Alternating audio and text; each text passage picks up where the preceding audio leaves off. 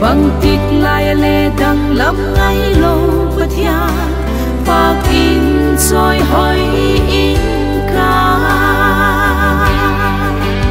happy to Jesu a happy lalpa pak chim quang ka ke hin la dam sungin khovel so tu hat na bukim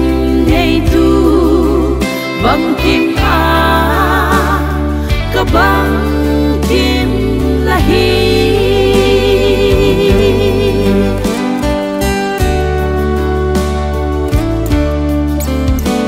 nang ma muang a bel tu te chu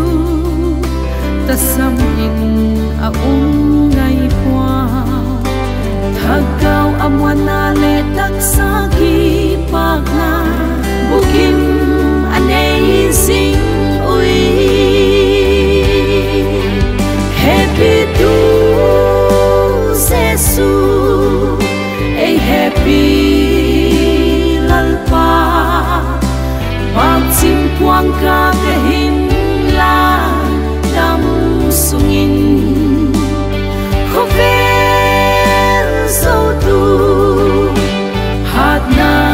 bukim nei tu bang kim a ka bang kim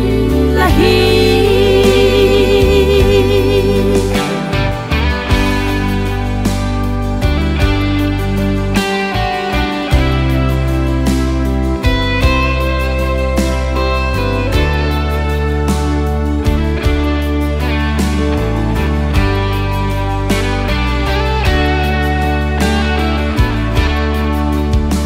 nang ma muang a bel tu te chu kisik him a ngai pwa khovel in a piak